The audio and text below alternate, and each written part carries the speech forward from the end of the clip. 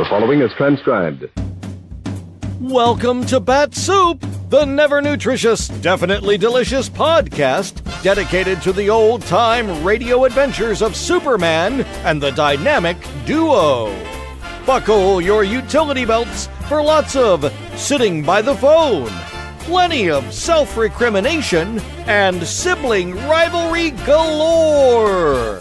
Before we get to today's adventure, let's pause for this important message.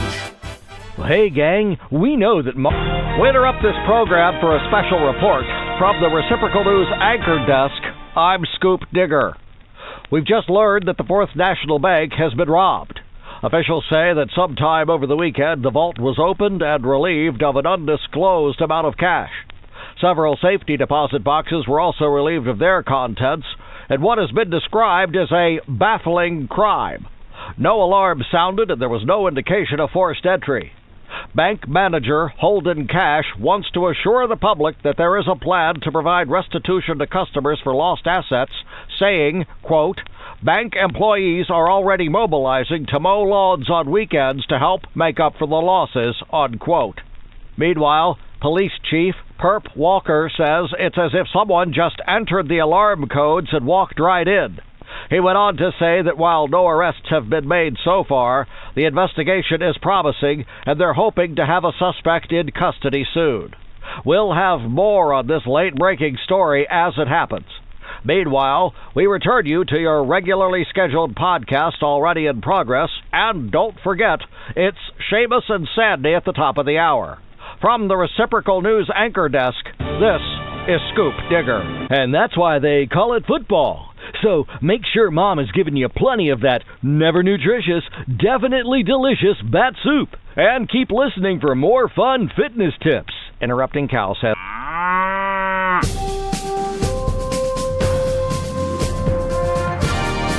And now, Bat-Supe presents today's adventure. Part 21 of Looking for Kryptonite, as originally broadcast on January 2nd, 1946.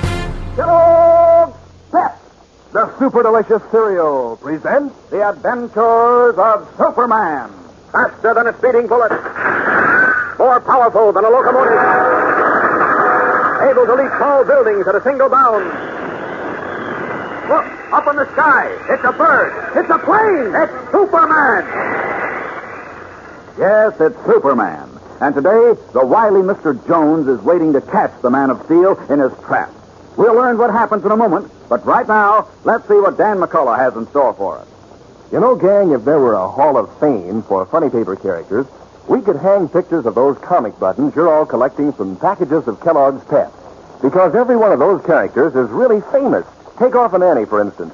Folks have followed her adventures with her dog Sandy for years and years. And Skeezix, well, he's famous as an all-round typical American fellow. And Superman himself. Everybody's heard of the wonderful things he does to straighten out people's troubles and stop crime. So it's a real thrill to wear these comic buttons pinned on your jacket or your dress or cap. The colors are so bright and dazzling that, well, these pictures really stand out against the white enamel background. And what fun it is to work on your collection and to swap duplicates with your pals and get a new comic button every time Mom opens a package of Kellogg's Pep. That's the only way you can get them, you know. You don't send in any money, not even a box top, and you can't buy them anywhere. All you do is to ask Mom to get you a good supply of that super delicious whole wheat flake cereal, and you'll find an exclusive prize in every package. Get your comic buttons, gang, from P.E.P. Pep, made by Kellogg's of Battle Creek. Now, the adventures of Superman. Convinced that he can destroy Superman, Mr. Jones, the murderous and eccentric leader of the Crescent and Star gang, allied himself with a powerful racketeer called the Lapper, who has one of the two stolen pieces of kryptonite, the strange, deadly element which robs Superman of all his strength. Jones sent a letter containing a tiny particle of the kryptonite to Clark Kent, instructing him to have Superman insert an advertisement in the Daily Planet, telling Jones how to contact him so that they could negotiate for the balance of the kryptonite. As we continue now, it is late afternoon of the following day. In his guise of Clark Kent, Superman waits anxiously in his apartment with his friend Batman for a phone call from Mr. Jones. Listen. What time is it now, Batman? It's almost 5 o'clock. Well, the Daily Planet's been on the street since noon with my ad telling Jones to call me here. What's holding him up? Maybe he doesn't intend to call, Kent. Well, what makes you say that? This could be a clever stall by Mr. Jones. Keeping his tie to a telephone while he shakes the dust of Metropolis from his feet. He's too slippery a customer to have to resort to that. Twice now, he and that Hindu servant of his got away under our very noses. Oh, I'll never forgive myself for that. Well, Jones is a fox. I only knew what game he's up to. A dirty game, chum. You can depend on that. Oh, sure, but what? First he says he's going to destroy Superman with the kryptonite.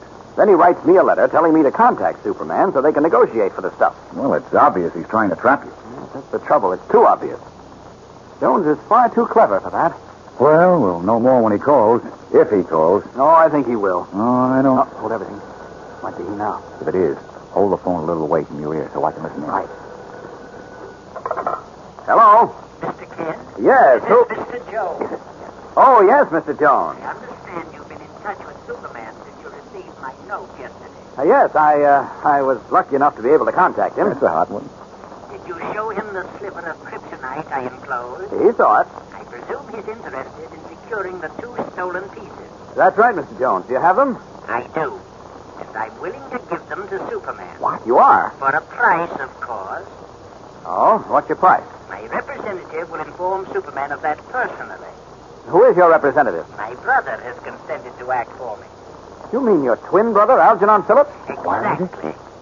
Exactly. My brother will be home this evening. If Superman will call on him alone, he will be given my terms for the kryptonite.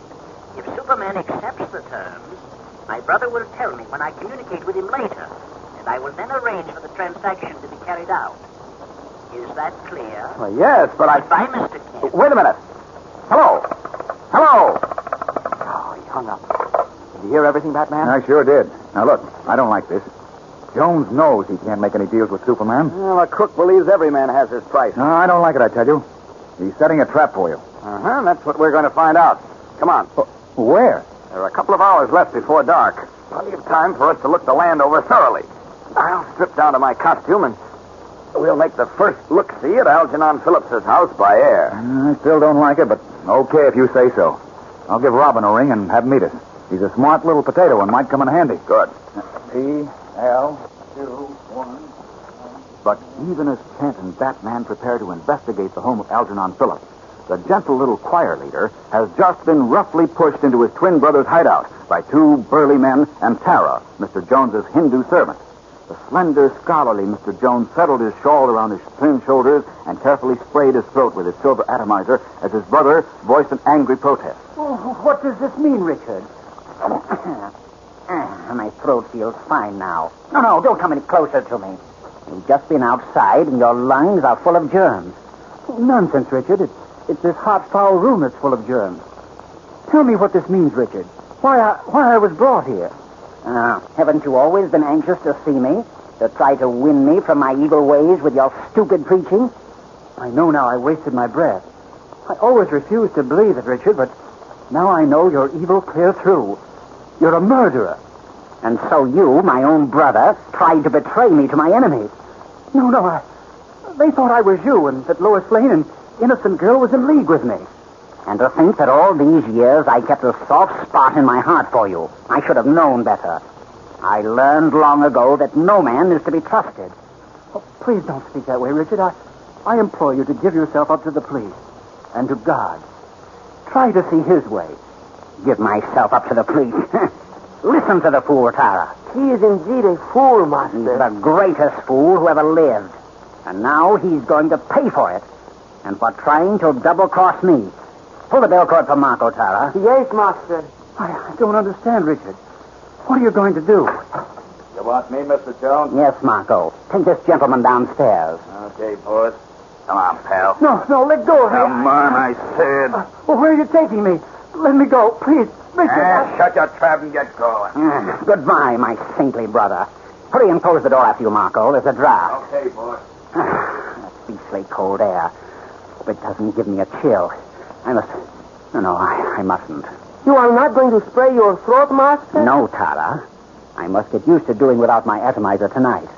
I only hope I won't catch pneumonia. Why must you do without your atomizer tonight? Because I'm going to impersonate my saintly brother, of course. Did you buy those special throat lozenges I told you to? Yes, master. Here they are. I'll start chewing them now. The key to my brother's apartment? Yes, master. And you've made all the other arrangements? Everything, master. Good. These lozenges are terrible. Sure, they can't protect my delicate throat. But we're playing for such high stakes, I must take the risk. Just imagine, Tara. Before the night is over, Superman will be dead. But are you sure you can destroy Superman, master?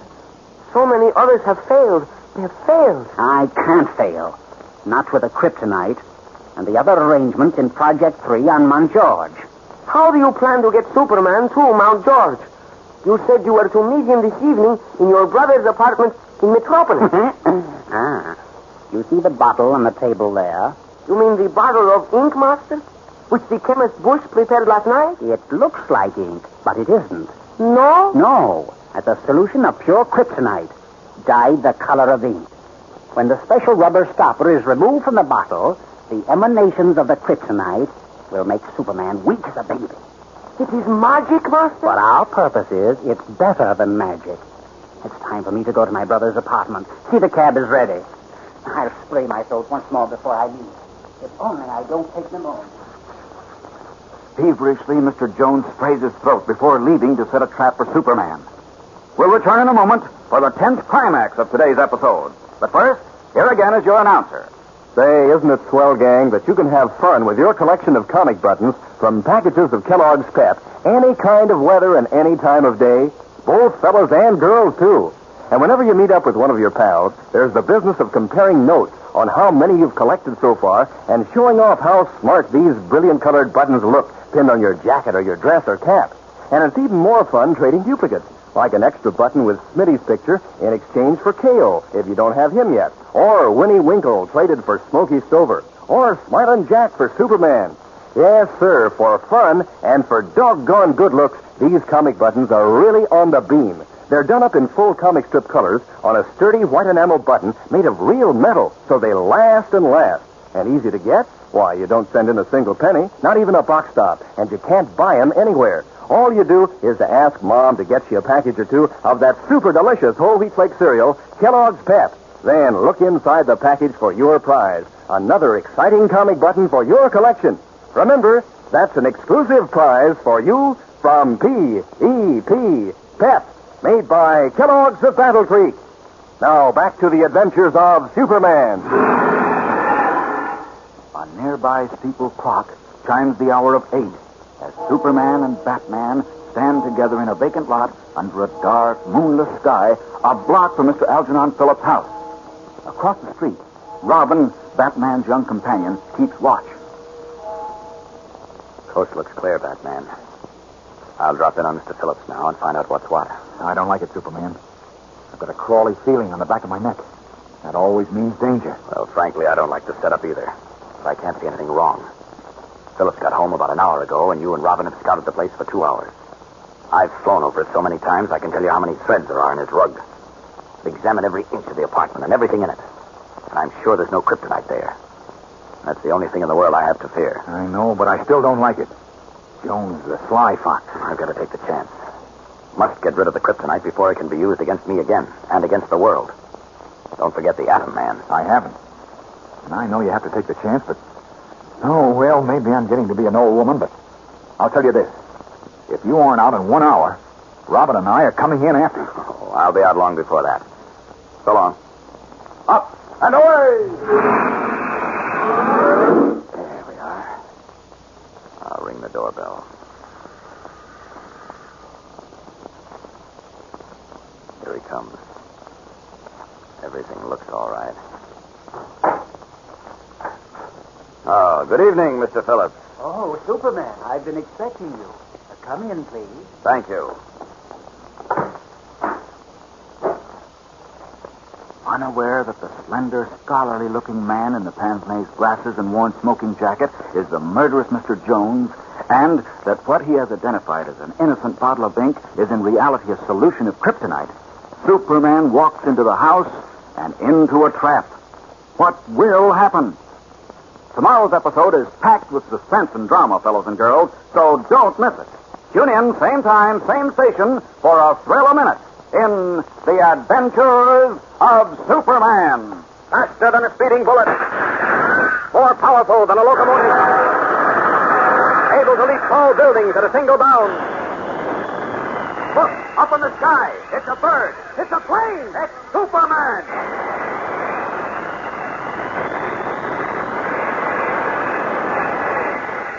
Fellows and girls, be sure to follow The Adventures of Superman.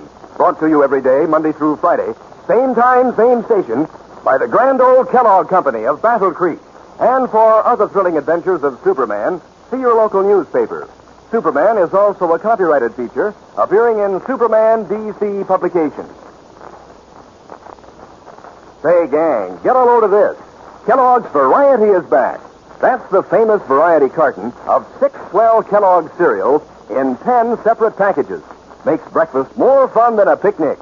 With Kellogg's Variety on the table, you can choose among Kellogg's Rice Krispies, Pep, Corn Flakes, shredded wheat, crumbles, and 40% bran flakes.